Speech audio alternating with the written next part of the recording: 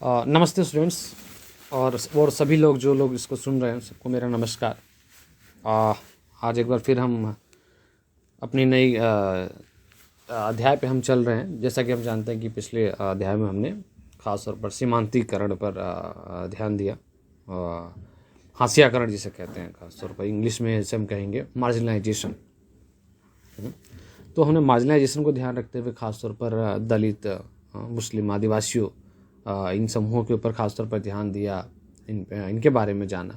इन नए अध्यायों में 9-10 में जो आगे हम जाएंगे, खासतौर पर हम जाएंगे सरकार की भूमिका क्या होती है जन सुविधाओं में, जैसे कि जिसे हम बोलते हैं पब्लिक फैसिलिटीज़। आपने देखा होगा पब्लिक स्पेस में आपने जैसे टॉयलेट के लिए सरकारी कई टॉयलेट आपको मिल जाएंगे, जो शहरों में खासतौर पर ज़्यादातर होते हैं, देखने को मिल जाएंगे आपको। इस तरह कई फैसिलिटीज़, पानी का स्वच्छ पानी की पहुँच जो होती है वो करवाना, इसी तरह से कई सुविधाएं सरकार प्रोवाइड कराती है। तो इस पर हमने नए अध्याय जिसका नाम है अध्याय 9 जो है, चैप्टर 9 है जन सुविधाएं, इसके ऊपर हम बातचीत करेंगे। तो यहाँ हम इसी के बारे में ख़ास तौर से जानेंगे कि कैसे जन सुविधाओं में सरकार की भूमिका होती है, कितना इस मामले में हम देख पाते हैं, क्या सच है, इसके बारे में भी इस पाठ के माध्यम से और जानेंगे। और ये पता लगाने की कोशिश करेंगे कि नियमों को बनाने में, जैसे फैक्ट्री भी होती हैं, आपको पता है, और कार्यस्थल, बाज़ार होते हैं, इनके लिए नियम तय करना ऐसा ही नहीं चलता ना। सरकारी नियम होंगे, कितने होते हैं, किस तरह के नियम होते हैं, इनका कितना अपने आप में महत्व होता है, इसके बारे में हम बात करेंगे। चलिए चैप्टर 9 पे हम पढ़ना स्टार्ट करते हैं, जन सुविधाएँ। इसके नीचे देखिए आप यहाँ पे कई सारे चित्र बने हुए आपको यहाँ पे नज़र आ सकते हैं। कई हैं, देखिए एक फ़ोटो है, उसके अंदर अमू और कुमार चेन्नई में एक बस में सफ़र कर रहे हैं। शहर के अलग अलग इलाकों से गुजरते हुए वे जल सुविधाओं को देखते जा रहे हैं। बस के अंदर से वो कई बार आप नज़ारे ऐसे देखते होंगे। ये कुछ उदाहरण है, आप ये देखते रहिए, साथ साथ हम आगे बात करेंगे। देखिए राम गोपाल आने से आपको दिख रहा है वो ना, कार की सफाई करते हुए। ऊपर देखिए अन्ना नगर, इस जगह का नाम क्या है, अन्ना नगर। नीचे आप देखेंगे पद्मा, फोटो में आपको दिख रही है। देखिए यहाँ पे घड़े दिख रहे हैं, यहाँ पे जो पानी के घड़े हैं, नल बना हुआ है। सैदापेट उस जगह की बात है। देखिए आगे फिर मणिपाक्कम, यहाँ पे देखेंगे शिवा यहाँ पर दिख रहे हैं, और यहाँ पे चीज़ें जो रखी हुई हैं आपको नज़र आ सकती हैं, क्या क्या है यहाँ पर। आगे देखेंगे मैलापुर, सुब्रमण्यम यहाँ पे दिख रहे हैं। नीचे वाटर टैंक आपको दिख जाएगा ना, पानी के नल कई बार आते हैं उस तरीके से। इन सबको आप एक बार देख लें, उसके बाद हम नीचे आगे बात करेंगे। चलिए पेज नंबर 108 पे हम स्टार्ट करते हैं पढ़ना इन फोटोज़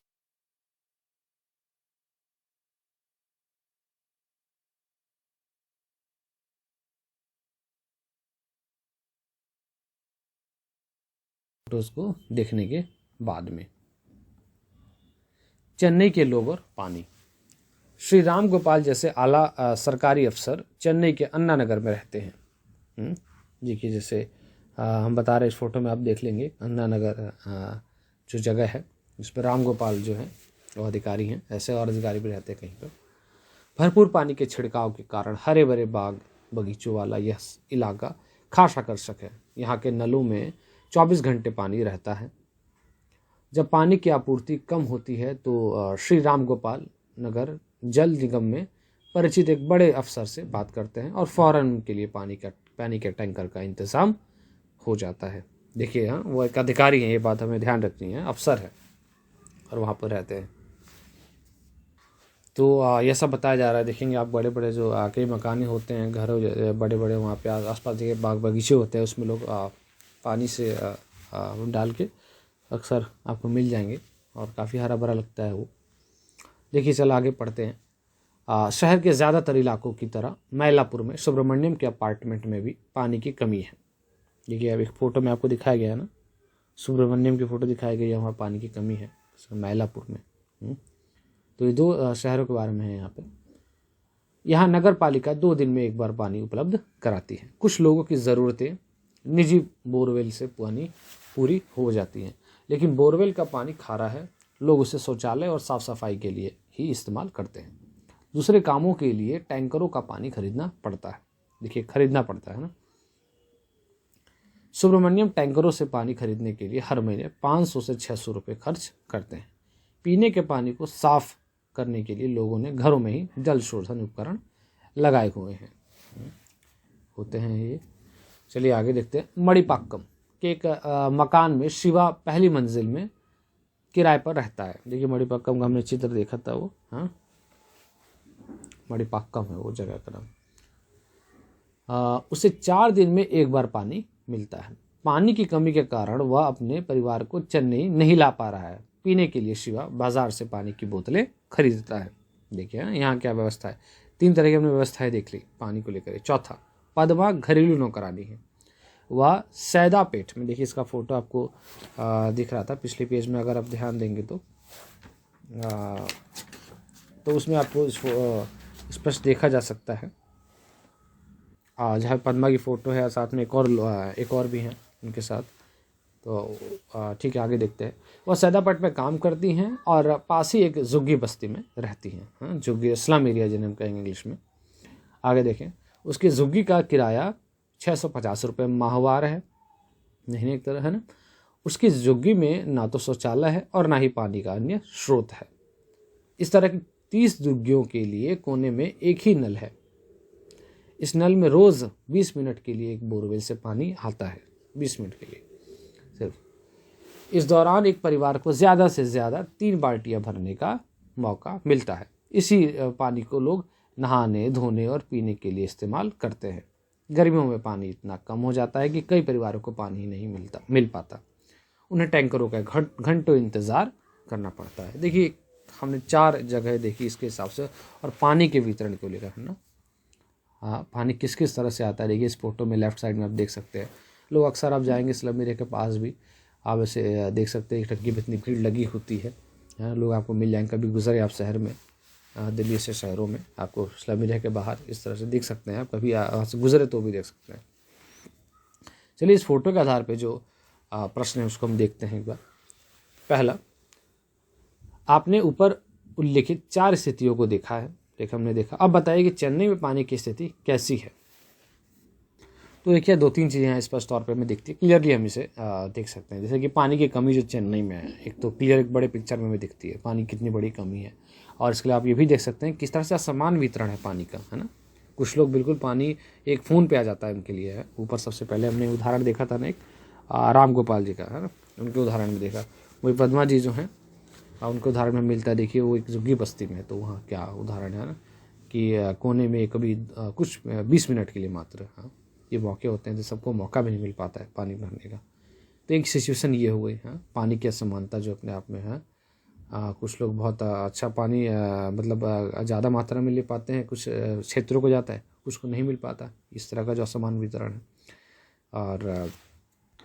और इस तरह से सबको जो चेन्नई जो नगर निगम है पूरी व्यवस्था नहीं कर पाता, और सबको पानी जो है वो उसकी मात्रा सबको बराबर मात्रा में नहीं मिल पाती है कह लीजिए, और वो सबकी ज़रूरतों को पूरा नहीं कर पाते हैं। मोटे तौर पर हम ये ज़रूर कह सकते हैं कि ये इस तरह का है। और ये अपने आप में एक सोचने वाली एक स्थिति बन जाती है कि इस पर क्या किया जाए।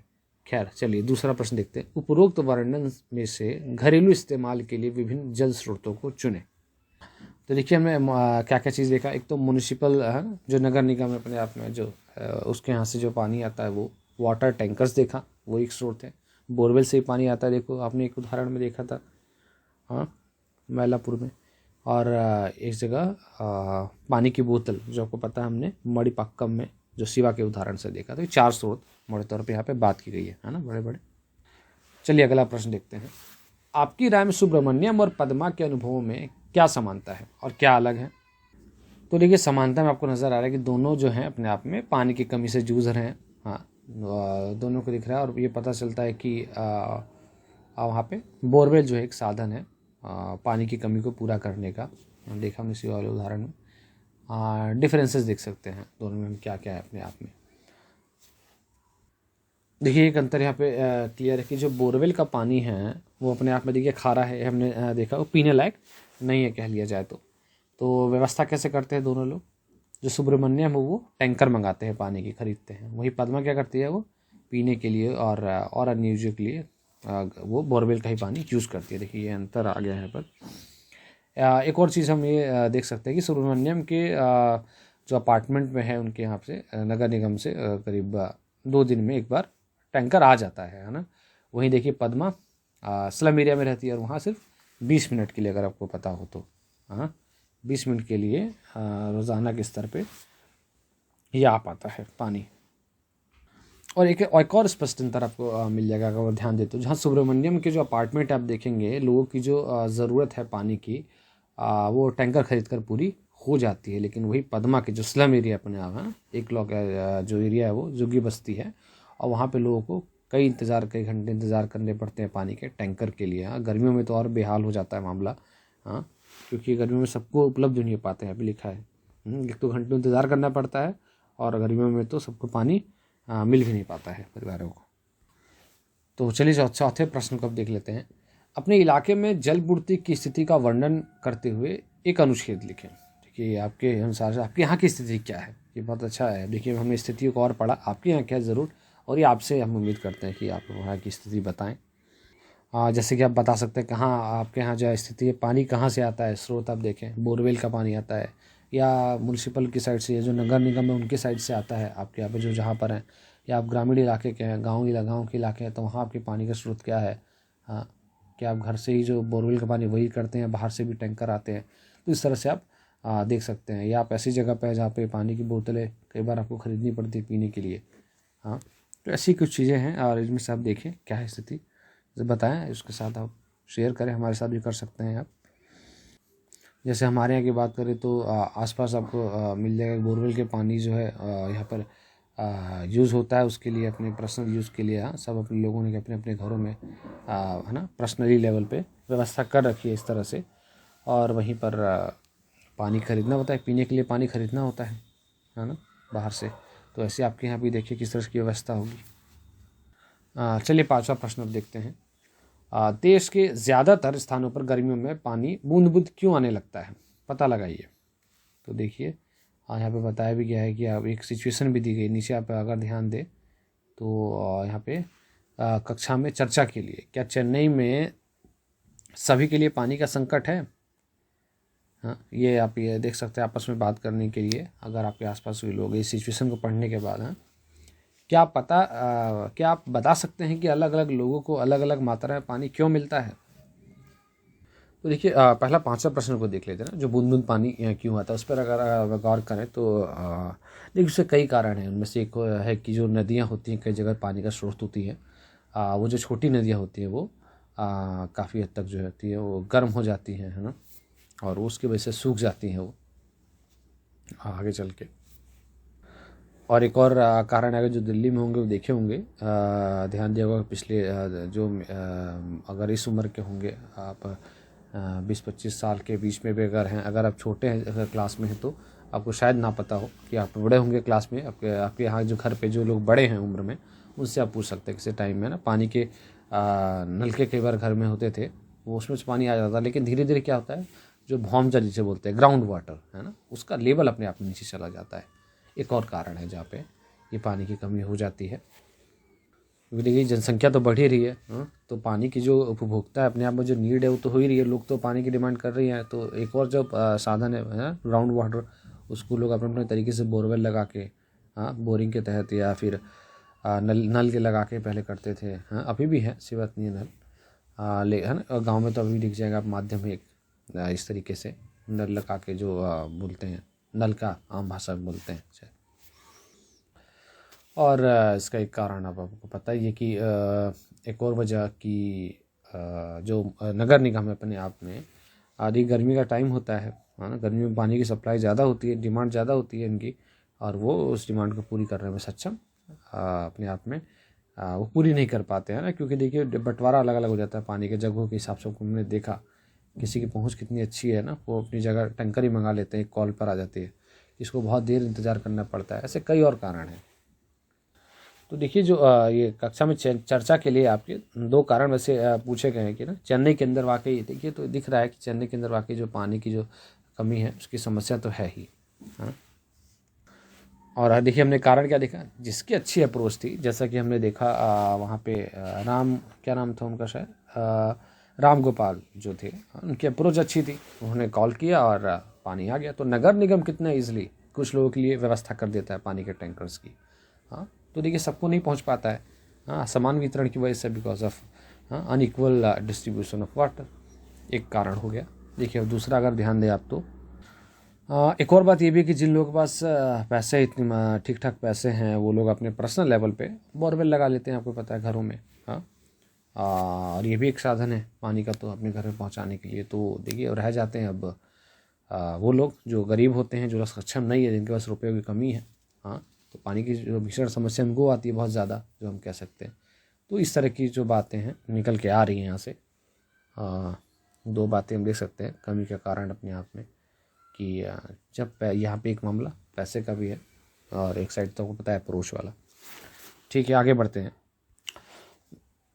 इन दो कारणों के अलावा एक और अगर आप ध्यान दें तो एक और जो बड़ी चीज़ नज़र आ रही है कि व्यवस्था अपने आप में, जो राज्य सरकार है उसकी अपने आप में, स्टेट गवर्नमेंट, उनके पास एक ठीक ठाक व्यवस्था नहीं है अपने आप में कि पानी को बंटवारा किस तरह से हो। हाँ, किसके यहाँ कैसे पानी जाना जाए, कहाँ जाए, इस तरह की यहाँ पे व्यवस्था की भी गलती नज़र आ रही है ना। कोई अप्रोच है जिसकी तो अच्छे से मंगा पा रहा है, ये अपने आप में कहाँ की गलती है।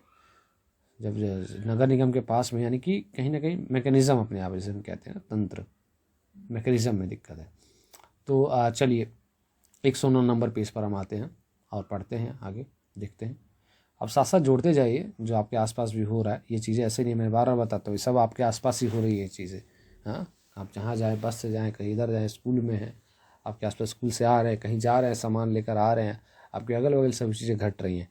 तो आप जब किताब से जोड़ेंगे तब आप बहुत अच्छे से सीखेंगे। तो आंसर आपको यहीं से मिलना है, अगल बगल से ही, बिल्कुल सिचुएशन से जोड़ के अपने लिखिए उत्तर, है ना। ये आप बताइए किसी को भी। हाँ, यही तो कोशिश है इस किताब की भी। ऐसा कोई कि आप उत्तर उसके आंसर में लिख दें, आंसर शीट में, हो गया काम। चलिए पढ़ते हैं। जीवन के अधिकार के रूप में पानी। जीवन और स्वास्थ्य के लिए पानी आवश्यक है। न केवल यह हमारी दैनिक ज़रूरतों को पूरा करने के लिए आवश्यक है, बल्कि पीने का साफ पानी बहुत सारी पानी से जबकि साफ पानी बहुत सारी पानी से होने वाली बीमारियों को भी रोक सकता है। हाँ बिल्कुल, देखिए बीमारी से भी अगर खारा पानी होती है अपने आप में, उनसे दिक्कतें भी तो है अपने आप में, कितने तरह के रोग होते हैं। तो साफ़ पानी अपने आप में, जिसमें क्लोरीन की गोलियाँ भी होती हैं, आप देखेंगे दिल्ली जल बोर्ड में अंदर तो उनके अंदर होती हैं क्लोरीन की गोलियाँ भी, अपने आप में लाभदायक होती है और स्वच्छ होती है ना, कि उसके अंदर किसी भी तरह की बीमारियों से हमें रोकते हैं अपने आने के शरीर में। चलिए आगे। भारत की स्थिति यह है कि जिन देशों में दस्त, पेचिश, हैज़ा जैसी बीमारियों में के सबसे ज़्यादा मामले सामने आते हैं, उनमें उसका स्थान काफ़ी ऊपर आता है। तो देखिए वन ऑफ द रीज़न यहाँ पर, हाँ, दस्त, पेचिश, हैज़ा जैसी बीमारियों में जो कारण है वो ये है सबसे ऊपर। तो देखिए इसमें कितना बड़ा रीज़न होता है, ये सब की जो रीज़न है, दस्त, पेचिश, हैज़ा। देखिए इस चीज़ को हम इंग्लिश में बोल सकते हैं डायरिया, जिन्हें आपने सुना होगा है, और हाँ वही डिसेंट्री है, और एक कॉलेरा है ना, आपने कॉलेरा भी आपने कई बार हो सके सुना होगा, इस तरह से हैज़ा को बोलते हैं। पैचिस के लिए अपने डिसेंट्री। चलिए आगे देखते हैं। पानी से संबंधित बीमारियों के कारण हर रोज़ 1600 से ज़्यादा भारतीय लोगों के मुंह में मौत के मुंह में चले जाते हैं पीछे, है ना। 1600 से ज़्यादा पानी से जुड़ी बीमारियों के कारण देखें आप। हाँ, कई बार हम इसको हल्के में ले लेते हैं, देखिए इस कारण कितने होते हैं, लगभग 1600 से ज़्यादा रोज़ की बात है। आगे देखें, उनमें से ज़्यादातर 5 साल से भी कम उम्र के बच्चे होते हैं। अगर लोगों के पास पीने का पानी सहज रूप से उपलब्ध हो तो इन मौतों को रोका जा सकता है। देखिए कारण है जाएगी, इसकी चर्चा का कारण भी तो है यहाँ पर, क्यों हम बात कर रहे हैं। आगे देखें। भारतीय संविधान के अनुच्छेद 21 आर्टिकल 21 के अंतर्गत पानी के अधिकार को जीवन के अधिकार का हिस्सा माना गया है। इसका मतलब यह है कि राइट टू लाइफ का हिस्सा है, कि अमीर गरीब हर व्यक्ति का यह अधिकार है कि उसे सस्ती कीमत पर दैनिक ज़रूरतों को पूरा करने के लिए पर्याप्त मात्रा में पानी मिले। कहने का मतलब यह है कि पानी तक सार्वभौमिक पहुंच होनी चाहिए, दूसरे शब्दों में सबको पानी मिलना चाहिए। तो देखिए यहाँ पे जो सार्वभौमिक पहुंच है, इसको जान लेना ठीक रहेगा। क्या है इसका मतलब? इसको बोलते हैं इंग्लिश में यूनिवर्सल एक्सेस। जब हर व्यक्ति को कोई चीज़ पूरी तरह हासिल हो जाती है और वह उसका खर्च उठा सकता है, तो इसे सार्वभौमिक पहुंच कहा जाता है। यानी कि हर कोई इसके बस में है, कहने का मतलब ये है ना, उसका खर्च उठा सकता है। उदाहरण के लिए घर में नल में पानी आ रहा हो तो परिवार को पानी तक पहुंच मिल जाती है, और अगर उसकी कीमत कम हो तो वह मुफ्त उपलब्ध हो तो हर कोई उसका इस्तेमाल कर सकता है। देखिए, आप अगर वो मुफ्त हो तो हर कोई इस्तेमाल कर सकता है, या कीमत कम हो तो भी दो कारण है अपने आप में, है ना। तो इसलिए यहाँ पे ये इंश्योर करती है गवर्नमेंट, आपको बताया गया इसके तहत, याद रख सकते हैं आप, अनुच्छेद 21। हाँ, चलिए अब आगे देखते हैं। उच्च न्यायालय और सर्वोच्च न्यायालय ने कई मुकदमों में यह कहा है कि सुरक्षित पेयजल का अधिकार भी मौलिक अधिकारों में से एक है। पीने का पानी का, ड्रिंकिंग वाटर जो है। आगे देखें, 2007 में आंध्र प्रदेश उच्च न्यायालय ने पानी में गंदगी के सवाल पर महबूब नगर जिले के एक किसान द्वारा लिखे गए पत्र के आधार पर चली सुनवाई में इस बात को फिर दोहराया है। 2007 की बात है। पत्र भेजने वाले किसान की शिकायत थी कि एक कपड़ा बनाने वाली कंपनी गांव के पास स्थित जलधारा में विषैले रसायन छोड़ रही है। ऐसा ही करते हैं कई बार। देखिए, जो कपड़े होते हैं हमारे यहाँ आते भी कई बार इस तरह से वो लोग ग्राउंड के नीचे छोड़ देते हैं, है ना। तो क्या होता है, उससे पानी गलत आता है, क्या बोलते हैं, कहने का मतलब उसके अंदर जहरीला हो जाता है ना, दूषित हो गया एक तरह से बोलते हैं। आगे देखें, उससे भूमिगत पानी दूषित हो गया है, जो कि सिंचाई और पीने के पानी का स्रोत है। इस मुकदमे के आधार पर न्यायाधीशों ने महबूब नगर के जिला कलेक्टर को आदेश दिया कि वह गांव के प्रत्येक व्यक्ति को हर रोज़ 25 लीटर पानी उपलब्ध कराए। देखिए, ये व्यवस्था करी। देखिए, इसके बाद एक और शीर्षक है जन सुविधाएं यानी पब्लिक फैसिलिटीज़। देखते हैं, पानी की तरह कुछ अन्य सुविधाएं भी हैं जिनका हर व्यक्ति के लिए इंतज़ाम किया जाना चाहिए। पिछले साल आपने स्वास्थ्य और स्वच्छता, इन दो सुविधाओं के बारे में पढ़ा था। इसी तरह बिजली, सार्वजनिक परिवहन, विद्यालय और कॉलेज भी अनिवार्य चीज़ें हैं। इन्हें जन सुविधाएं के नाम से जाना जाता है। ठीक है, यानी कि कहिए पब्लिक फैसिलिटीज़ जिन्हें कहा जाता है। इनके अंदर क्या क्या आती है? बिजली, सार्वजनिक परिवहन, है ना, बस आपने देखे होंगे, सरकारी बस, विद्यालय, स्कूल्स हो गए, कॉलेज हो गए, ये अनिवार्य चीज़ें, कंपलसरी पार्ट है जीवन का। बताइए कि कौन पढ़ना नहीं चाहेगा। इस तरह से सारी किस्में आती है पब्लिक फैसिलिटीज़, है ना, जन सुविधाओं के अंतर्गत ये आती है। देखिए, इससे ऊपर आप देखेंगे एक वर्ड है स्वच्छता। इसके लिए जो आपको पता है इंग्लिश वर्ड है सैनिटेशन यूज़ होता है। देखते हैं क्या है ये। मानव मलमूत्र को सुरक्षित ढंग से नष्ट करने की सुविधा। जो होता है, मल त्याग करते हैं हम, जाते हैं सुबह, तो उसको अपने आप में सुरक्षित ढंग से उसको नष्ट करना। इसके लिए शौचालयों का निर्माण किया जाता है और गंदे पानी की सफाई के लिए पाइप लगाए जाते हैं। संक्रमण से बचाने के लिए ऐसा करना ज़रूरी होता है, क्योंकि बहुत तरह की बीमारियाँ हो जाएंगी अगर इस तरह से नहीं होगा तो, है ना। तो इसकी सुविधा है कि इंश्योर करनी होती है। तो देखिए, राइट साइड आपको पिक्चर नज़र में आ रहा होगा, कुछ फोटो दिल्ली नगर निगम का। देखिए, वो टैंकर है, ऊपर को दिख रहा है, एक आदमी पानी ले जाते हुए नज़र आ रहे हैं घड़े में। नीचे आप देखें संयुक्त राष्ट्र, UN, आपको पता है इसके बारे में, और आगे जाके आप जानेंगे संस्था, एक संगठन है विश्व के स्तर पर। देखिए इसमें क्या लिखा है। जल अधिकार का मतलब है कि प्रत्येक व्यक्ति को व्यक्तिगत और घरेलू इस्तेमाल के लिए पर्याप्त, सुरक्षित, स्वीकार्य, भौतिक रूप से पहुंच के भीतर और सस्ती दर पर पानी मिलना चाहिए। देखिए, कई बातें इसमें शामिल है जल अधिकार के अंदर, जिसे हम राइट टू वाटर कहेंगे इंग्लिश में। तो आपसे इस तरह से पूछा भी जा सकता है कई बार, कि इसका मतलब क्या होता है जल का अधिकार से। तो UN के हिसाब से क्या है, उन्होंने ये बता रखा है, पर्याप्त रूप से व्यक्तिगत और घरेलू इस्तेमाल के प्रत्येक व्यक्ति को, हर एक को पर्याप्त, यानी एक तरह से कहा जाए जो कम से कम में ज़रूरी है, एक तरह से सफिशियंट कह लीजिए उसको, है ना। वो घरेलू और व्यक्तिगत इस्तेमाल के लिए जो पर्याप्त, सुरक्षित हो अपने आप में, यानी सेफ हो, एक्सेसिबल हो, स्वीकार भी हो, फिजिकली एक्सेसिबल भी हो, उनकी पहुंच भी हो, और साथ में अफोर्डेबल भी तो हो, सस्ता जिन्हें कहा जाए। तो ये अपने आप में ज़रूरी चीज़ों को इन्होंने शामिल किया है। देखिए, इसी के नीचे एक तस्वीर है, आपको नज़र आ रहा है गोल 6, सतत विकास लक्ष्य 6 क्या है, जो बोलते हैं सस्टेनेबल डेवलपमेंट गोल, वो 6 है जल और स्वच्छता। इसके अंतर्गत आता है क्लीन वाटर एंड सैनिटेशन। चलिए अब अगले पेज पर इसका आप ध्यान रख सकते हैं, और ज़्यादा जानकारी के लिए आप देखिए साइट है www.in.undp.org पे हम देख सकते हैं। चलिए आगे 110 नंबर पेज पर आगे पढ़ते हैं। किसी जन सुविधा की एक महत्वपूर्ण विशेषता यह होती है कि एक बार निर्माण हो जाने के बाद उसका बहुत सारे लोग इस्तेमाल कर सकते हैं। देखिए खास विशेषता होती है जन सुविधा की, है ना। निर्माण होने पर बहुत सारे लोग इस्तेमाल कर सकते हैं। मसलन अगर गांव में एक स्कूल बना दिया जाए तो उससे बहुत सारे बच्चों को शिक्षा मिलती है। इसी तरह किसी इलाके में बिजली की आपूर्ति बहुत सारे लोगों के लिए फ़ायदेमंद हो सकती है। किसान अपने खेतों की सिंचाई के लिए पंप सेट लगा सकते हैं। हाँ, अपने खेतों के लिए हाँ पंप सेट भी लगाते हैं, आपको नजर आएगा। लोग बिजली से चलने वाली छोटी छोटी वर्कशॉप खोल सकते हैं। विद्यार्थियों को पढ़ने लिखने की में आसानी हो और किसी न किसी तरीके से गांव के अधिकांश लोगों को फ़ायदा होता है। ये चीज़ें इसमें शामिल है। तो चलिए अगले बिंदु हम देख लेते हैं, जो शीर्षक है सरकार की भूमिका। इस शीर्षक से देखते हैं आगे। चूँकि जन सुविधाएँ इतनी महत्वपूर्ण है, इसलिए उन्हें मुहैया कराने की जिम्मेदारी भी किसी न किसी के ऊपर ज़रूर आनी चाहिए। जी हाँ, यह जिम्मेदारी सरकार के ऊपर आती है। सरकार की बहुत सारी महत्वपूर्ण जिम्मेदारियों में माफ़ कीजिए में से एक यह है कि वह सभी लोगों को इस तरह की जन सुविधाएँ मुहैया कराए। आइए इस बात को समझें कि यह जिम्मेदारी सरकार, जो कोष्टक में है ब्रैकेट में, और केवल सरकार को ही क्यों उठानी चाहिए। ठीक है, मसला समझ सकते हैं यहाँ पे क्या है। यहाँ पे सरकार की जिम्मेदारियों के प्रति उनकी रेस्पॉन्सिबिलिटीज़ क्या होती है गवर्नमेंट की, इसके ऊपर खास फोकस किया गया, स्पेशली फोकस यहाँ पे हम समझेंगे। देखिए बहुत बड़ी जिम्मेदारी होती है सरकार की। जब देश चलता है, सरकार होती है, जैसे केंद्र में सरकार है, एनडीए की सरकार जिसे हम कहते हैं, तो इन सरकारों के ऊपर चाहे पहले कोई भी सरकारें रही हों, जिम्मेदारियाँ होती हैं। देश को संभालना है, बेसिक नीड्स अपनी जनता की पूरी करना से कई। चलिए आगे देखते हैं।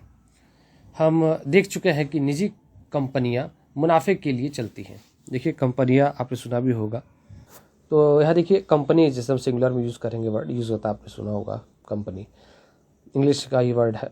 देखिए कंपनी एक तरह की व्यावसायिक संस्था होती है जिसकी स्थापना कुछ लोग या सरकार करती है। देखिए लोग भी कर सकते हैं और या सरकार भी कर सकती है, दोनों बात ध्यान रखनी जरूरी है, यानी प्राइवेट सरकारी दोनों हो सकती है। जिन कंपनियों का संचालन और स्वामित्व यानी ऑनरशिप प्राइवेट ग्रुप्स या व्यक्तियों के हाथ में होता है, उन्हें प्राइवेट कंपनीज कहा जाता है, निजी कंपनीज हिंदी में कहा जाए। उदाहरण के लिए टाटा स्टील एक निजी कंपनी है, आप देखेंगे, जबकि इंडियन ऑयल सरकार द्वारा संचालित होती है। देखिए आप देखेंगे कभी इंडियन ऑयल, आप नाम सर्च करके देखिए क्रोम पर, देखिए भारत द्वारा सरकार जो होती है उसके द्वारा चलाई जाती है। वही देखिए टाटा स्टील एक निजी कंपनी है। चलिए आगे बढ़ते हैं। कक्षा 7 की पुस्तक में बाजार में एक कमीज़, देखिए जो लेसन था, अध्याय को पढ़कर आप यह समझ चुके होंगे। तो जिन्होंने नहीं पढ़ा वो फिर वीडियो को जाके देख सकते हैं, अवेलेबल है हमारी जो यूट्यूब ये चैनल है, इसके ऊपर कक्षा 7 में आप जाएंगे तो या के सुन सकते हैं, आप लेसन को वीडियो के माध्यम से भी देख सकते हैं। चलिए आगे। ज़्यादातर जन सुविधाओं में मुनाफे की गुंजाइश नहीं होती। उदाहरण के लिए नालियों को साफ रखने या मलेरिया रोधी अभियान चलाने से किसी कंपनी को क्या मुनाफा हो सकता है, देखिए, है ना। फलस्वरूप कोई निजी कंपनी इस तरह के कामों में दिलचस्पी नहीं लेगी। देखिए वो दिख भी जाएगा, लेकिन जहाँ फ़ायदे की बात होगी तभी तो जाते हैं ये कंपनियाँ। चलिए आगे देखते हैं। लेकिन स्कूल और अस्पताल जैसी कुछ जन सुविधाओं में निजी कंपनियों को दिलचस्पी हो सकती है। ये देखिए भी आपने काफ़ी बड़ी मात्रा में, है ना, संख्याओं में आपको मिल जाएंगे स्कूल्स, प्राइवेट और कॉलेजेस भी, है ना, हॉस्पिटल्स, ऐसी चीज़ें। चलिए आगे। हमारे पास इस आशय के बहुत सारे उदाहरण हैं। अगर आप शहर में रहते हैं तो आपने कई जगह निजी कंपनियों को टैंकरों या सीलबंद बोतलों के ज़रिए पानी की आपूर्ति करते हुए भी देखा होगा। ये अक्सर शहर में देखने को मिलता है। जो लोग दिल्ली हैं, इस एरिया में है, देखने को मिल जाएगा आपको। चलिए आगे। ऐसी स्थितियों में निजी कंपनियां जन सुविधाएं तो मुहैया कराती हैं, लेकिन उनकी कीमत इतनी ज़्यादा होती है कि चंद लोग ही उसका खर्च उठा पाते हैं। यह सुविधा सस्ती दर पर सभी लोगों के लिए उपलब्ध नहीं होती। जितना खर्च करेंगे लोग उसके मुताबिक ही सुविधाएं पाएंगे। यदि यह सामान्य नियम बन जाए तो बड़ी मुश्किल होगी। इसका नतीजा यह होगा कि जो इन सुविधाओं के एवज में खर्च नहीं कर पाएंगे वे सम्मानजनक जीवन जीने से वंचित रह जाएंगे। देखिए जिसमें रुपया नहीं होगा वो कहाँ से इस तरह की जीवन जी पाएंगे। अगर सब प्राइवेटाइजेशन हो गया, सब प्राइवेट कंपनियां संभालेगी तो रुपया होगा वही कर पाएगा, सीधी सी बात है यहाँ पर, ऐसे हिसाब से देखा जाए तो। इसलिए ज़रूरी है सरकार का आना भी। आप देखेंगे बिस्लेरी की बोतल जैसे 1 लीटर पानी करीब 20 का मिलता है यहाँ पर, आप शहर में लेंगे तो कुछ इसी तरह से होती है कीमत उनकी। और जो डेली आय कमाने वाले हैं, रोजगार के मजदूर वर्ग, लेबर वर्ग जो है, उसके लिए मुश्किल हो सकती है। चलिए बाएं हाथ पे जो तस्वीरें उसको देख लेते हैं। लेफ़्ट साइड पे और पढ़ते हैं। देखिए सबसे ऊपर की 2 तस्वीर आपको दिख रही होंगी, स्कूल के बच्चे नज़र आ रहे हैं आपको पढ़ते हुए, एक में बाहर खड़े हैं। भारतीय संविधान 6 से 14 वर्ष की आयु के सभी बच्चों को शिक्षा के अधिकार की गारंटी देता है। देखिए राइट टू एजुकेशन जिसे कहते हैं, ये ध्यान रखिए आप भी। इस अधिकार का महत्वपूर्ण पहलू एस्पेक्ट यह है कि सभी बच्चों को समान रूप से स्कूली शिक्षा उपलब्ध हो, इक्वली सबको ये मिलनी चाहिए इस उम्र के बच्चों को। लेकिन शिक्षा पर ध्यान करने वाले कार्यकर्ताओं एवं शोधार्थियों के निष्कर्षों से यह तथ्य सामने आया है कि भारत में स्कूली शिक्षा में हमेशा से काफ़ी असमानता रही है। देखने को मिल जाएगा कि सब लोग ये शिक्षा प्राप्त नहीं करते हैं और एक तरह की इनइक्वलिटी यहाँ पे मौजूद है। चलिए नीचे तस्वीर में यहाँ तस्वीर देख सकते हैं हम, शायद ये किसी पोलियो की खुराक पिला रही हैं। अक्सर आपको मिल जाएगा, शहरों में भी आप देख रहे होंगे पोलियो के लिए विशेष अभियान चलते हैं। चलिए पढ़ते हैं। सरकार पूरी आबादी के लिए समुचित स्वास्थ्य सुविधाओं की व्यवस्था करने में अहम भूमिका निभाती है। पोलियो जैसी बीमारियों का उन्मूलन भी इसी तरह की योजनाओं के तहत आता है। इस क्षेत्र में एक छोटे बच्चे को पोलियो की खुराक दी जा रही है। इससे कई जन सुविधा, जो कोविड का देखा हमने इंजेक्शन लग रहे हैं, उसका एक उदाहरण है। देखिए कि अभी इंजेक्शन जो लगे कोविशील्ड, ऐसे कई इंजेक्शन 700-700 रुपये के थे, सरकार द्वारा दिया गया है ना। इसकी कीमत लोगों ने कोई भरी उस समय, ये सरकार द्वारा ये की जाती है कोशिश। चलिए पेज नंबर 111 पे और हम आगे पढ़ते हैं। यह कोई अच्छा विकल्प नहीं है जो ऊपर हमने देखा टैप में कि वंचित रह जाए कोई वर्ग, है ना, प्राइवेटाइजेशन की वजह से। चलिए आगे। जन सुविधाओं का संबंध लोगों की मूलभूत सुविधाओं से होता है। तो देखिए यहाँ पे मूलभूत सुविधाओं का मतलब समझना है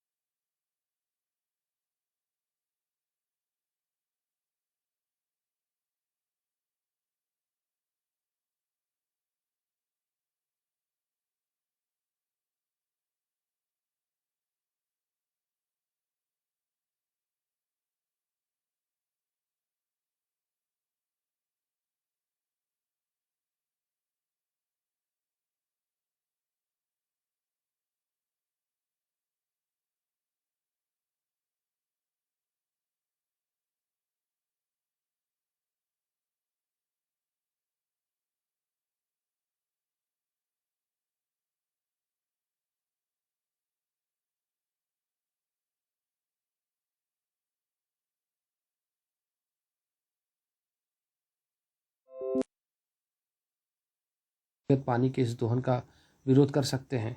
क्या सरकार इस बारे में कुछ कर सकती है? तो देखिए, हमने उदाहरण में देखा भी था किताब में जो दिए गया कि जो 3 गांव थे जिनमें ममांदूर और पालूर और कुछ ऐसे ही थे, जहाँ पे यहाँ से ये टैंकर्स आते हैं और अपने ले जाते हैं पानी। तो जो ये वाटर डीलर्स है अपने आप में, इनकी ऐसे दोहन करने से पानी जो लेके जा रहे हैं, इससे देखिए एक तो दिक्कत है कि जो कृषि के लिए पानी अपने आप में मौजूद नहीं पा रहा, जो हमने देखा था कि, और दूसरी ओर देखिए पीने के लिए जो पानी है उसकी भी शॉर्टेज होगी आगे चल के, और ये समस्या धीरे धीरे आने वाली है। इसका परिणाम क्या होगा कि जो भौम जल से कहा जाए ग्राउंड वाटर, और धीरे धीरे तो उस क्षेत्रों में कमी आ जाएगी इसकी। तो इसके लिए देखिए कई तरीके हो सकते हैं, अगर हम चाहें सरकार से उससे बातचीत करके वहाँ के डीलर्स के प्रति जिस तरह से कोर्ट से कुछ इस तरह के PIL डाल के है ना तरीके से होते हैं, अपनाए जा सकते हैं उस क्षेत्र के लिए ध्यान देने के लिए इस मुद्दे पर, और कोर्ट के आदेश के जरिए भी हो सकता है, और ऐसे कई तरीके हैं जिस पर आप सोच सकते हैं। चलिए, चौथा प्रश्न, ऐसा क्यों है कि ज़्यादातर निजी अस्पताल और निजी स्कूल कस्बों या ग्रामीण इलाकों की बजाय बड़े शहरों में ही हैं? तो देखिए, आपको पता है कि जो प्राइवेट कंपनियां होती हैं, कंपनियों की भी बात कर रहा हूँ, जो प्राइवेट अपने आप में सेक्टर ही है, अपने आप में कह लीजिए स्कूल हॉस्पिटल, इन सबका प्रॉफिट जो मेन मकसद है आपको पता है प्रॉफिट, लाभ है ना अपनी सेवाओं के लिए। बताया शहरों के अंदर एक खास वर्ग जो धनिक वर्ग है यहाँ रहता है, पैसों वाले जो कह लीजिए। गाँव में ऐसे इलाके में देखिए ऐसे लोगों की संख्या कम है। सीधी सी वजह है यहाँ पे कि जहाँ पे इनको अच्छा पैसा मिलेगा, लोग होंगे तभी तो खोलेंगे ये, जहाँ प्रॉफिट हो पाए, यही बात है। चलिए आगे देखते हैं। 5वां प्रश्न, क्या आपको लगता है कि हमारे देश में जन सुविधाओं का वितरण पर्याप्त और निष्पक्ष है? अपनी बात के समर्थन में एक उदाहरण दें। तो देखिए, एक चीज़ तो ये पक्का है कि जो जन सुविधाएं हैं अपने आप में हमारे देश में ना तो पर्याप्त है और ना तो निष्पक्ष तरीके से। कहने का मतलब है कि सभी को समान रूप से उपलब्ध नहीं है। हमने देखा चलने वाले उदाहरण में कि उच्च वर्ग मध्य वर्ग तक सुविधाएं हैं भी, उच्च वर्ग तो सबसे ज़्यादा पे फ़ायदा लेता है, लेकिन निम्न तबके पे गरीब वर्ग को ये सुविधाएं नहीं मिल पाती।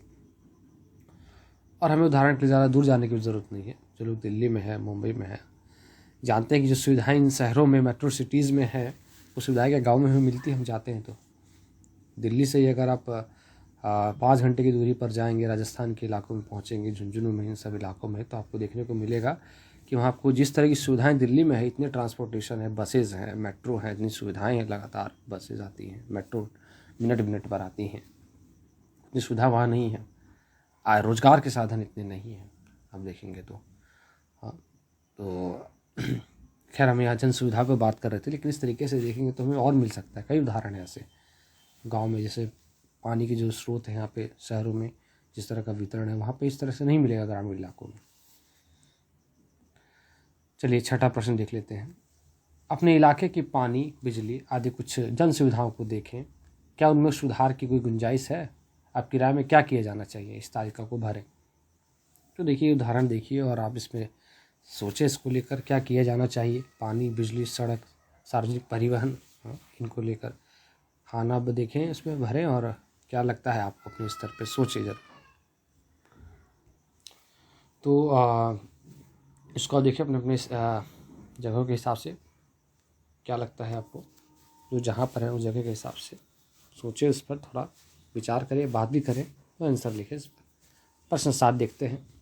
क्या आपके इलाके के सभी लोग उपरोक्त जन सुविधाओं का समान रूप से इस्तेमाल करते हैं? विस्तार से बताएं।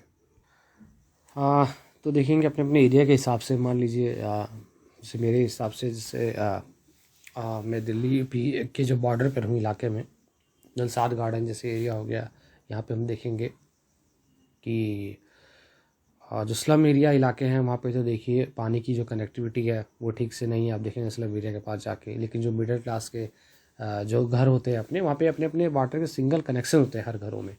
तो एक चीज़ देखने को मिल सकता है, या समानता एक तरह की इनइक्वलिटी नज़र आ जाएगी। मेट्रो में भी आप देखेंगे कि वैसे तो ज़्यादा तो मिलेंगे, लेकिन ख़ास जो वर्ग है अपने आप में मिडिल क्लास के लोग ज़्यादा अपने को मिल जाएंगे। कुछ इस तरह से और भी असमानता आपको मिल जाएगी। रहने के जो पर्याप्त साधन है आप देखेंगे कि वो भी अपने आप में ठीक नहीं है। कुछ लोग रैन बसेरे में आपको देखने रहते हुए मिल जाएंगे, आपने देखे होंगे। तो ऐसे ही जो सरकारी सुविधाएं हैं उसमें ऐसा तो नहीं है कि पूरी तरह से इक्वली हो सब में। हालांकि जो बिजली होती है, आपको पता है, रोड, DTC बसेज हो गई है ना, इनकी तो सुविधाएं सब लोग इक्वली लेते हैं सब लोग, इसमें कोई शक नहीं है। चलिए आगे 8वां प्रश्न देखते हैं। जनगणना के साथ साथ कुछ जन सुविधाओं के बारे में भी आंकड़े इकट्ठा किए जाते हैं। अपने शिक्षक के साथ चर्चा करें कि जनगणना का काम कब और किस तरह किया जाता है।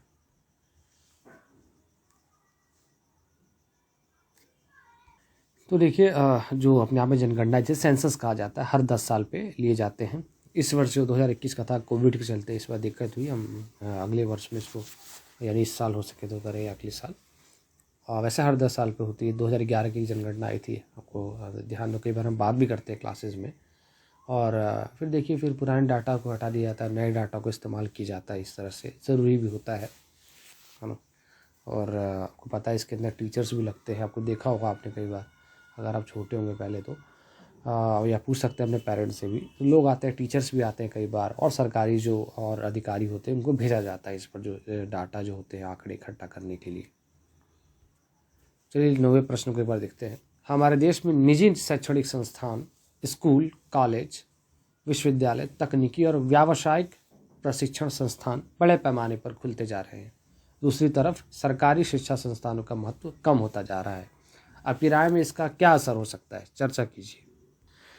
तो देखिए, आपको पता है धीरे धीरे ऐसा हो भी रहा है, प्राइवेटाइजेशन की ओर बढ़ रहे हैं। और देखिए, इससे होगा क्या, सीधी सी बात है कि जो लोग अच्छा रकम अदा कर सकता है, जैसे कि प्राइवेट, आपको पता है लाभ के लिए काम करते हैं, बेनिफिट के लिए, प्रॉफिट के लिए, एक्चुअली है ना, प्रॉफिट के लिए काम करते हैं। और तो जिनके पास अच्छा पैसा होगा वो लोग तो भेज पाएंगे अपने बच्चों को, लेकिन वही गरीब ऐसे पिछड़ जाएंगे। तो अपने आप में जिसे गुणात्मक शिक्षा कहा जाए, क्वालिटी एजुकेशन से वो लोग रह जाएंगे, गरीब लोग। यही तो अपने आप में होगा धीरे धीरे, अगर ऐसा होगा। गवर्नमेंट जो इंस्टीट्यूट्स है, संस्थान अपना अच्छा काम नहीं करते हैं, तो गरीब तबका अपने आप में जो गुणात्मक शिक्षा है, क्वालिटी एजुकेशन से, वो रह जाएंगे अपने आप में। देखिए, सीधा सा होगा कि और ज़्यादा फिर असमानता नज़र आएगी, और शिक्षा के संदर्भ में भी जो गरीबी अमीरी है वो नज़र में आएगी। तो गरीब शिक्षा से पिछड़ जाएंगे, और अमीर जबकि शिक्षा प्राप्त करेंगे, अच्छे प्रशिक्षण प्राप्त करेंगे। और देखिए, यही एक अपने आप में कड़वा सच भी हो जाएगा फिर, और हो भी रहा, आपको नज़र आ रहा होगा धीरे धीरे ये चीज़। तो ज़रूरी है कि इस पर सरकार को ध्यान देना चाहिए, अपनी क्वालिटी को बढ़ाया जाना चाहिए। और जैसा कि करती है सरकार, अभियान चला के भी, है ना, प्रमोट करती है, जैसे शिक्षा स्कूलों के लिए भी करती है, अब वो प्रमोट करे। और नए नए तकनीकी इंस्टीट्यूट्स भी खोले, है ना, व्यावसायिक। दिल्ली सरकार अपने आप में एक अच्छी कोशिश कर रही है। जो शिक्षक विश्वविद्यालय, दिल्ली शिक्षक विश्वविद्यालय में भी खोल रहा है, अपने आप में एक अच्छी कोशिश है इस तरह से। तो यही अगर कोशिश की जाए अपने आप में सरकारों द्वारा भी, तो इसको रोका जा भी सकता है, और क्वालिटी बढ़ाई जाए शिक्षा की। जो दिल्ली सरकार के अंतर्गत जो है स्कूल्स आप देखेंगे, उनके बच्चे लगातार अभी वहाँ के सरकारी स्कूल से जो निकले हुए हैं, वो मेडिकल, IIT जैसे इंस्टीट्यूट में जा पा रहे हैं। अपने आप में एक अच्छी खबर है। ठीक है, तो इस तरह से हमारा जो ये पाठ है वो अंत हो रहा है, ये अध्याय का। इसके बाद जो ये शब्दावलियाँ दी गई हैं, शब्द संकलन जो दिए गए हैं, ग्लोसरी, इनको आप ज़रूर देख लें। और यहीं से इम्पोर्टेंट जो शब्द उसके मतलब दिए होते हैं। तो इस तरह से हम अंत की ओर चल रहे हैं। आप अपना अच्छा ध्यान रखें, सही से समय का सदुपयोग करें, और पढ़ते रहें, और ज्ञानवर्धन करते रहें, और यूज़ करते रहें नॉलेज का भी। ठीक है, धन्यवाद, नमस्ते। माफ़ कीजिए, एक और बात जाते जाते मैं कहूँगा कि अपने फीडबैक देना जो आपको लगता है कमेंट बॉक्स में ज़रूर दें। जिस तरह की आपको लगता है कि तथ्य रूप से या फैक्चुअल कोई एरर हुआ है, या कोई किसी तरह की इन्फॉर्मेशन में मेरे से अगर हुई है, ऊपर नीचे कुछ भी आपको लगता है या सुधार की ज़रूरत है, आप ज़रूर कमेंट बॉक्स में लिखें, और कोशिश की जाएगी। या फिर कोई भी सवाल हो, क्योंकि इससे ही और सुधार के मौके भी मिलते हैं, और कुछ होता है तो सही जानकारी लोगों तक पहुँची, ज़रूरी बात है। ठीक है, एक बार और आप सबका धन्यवाद। Thank you.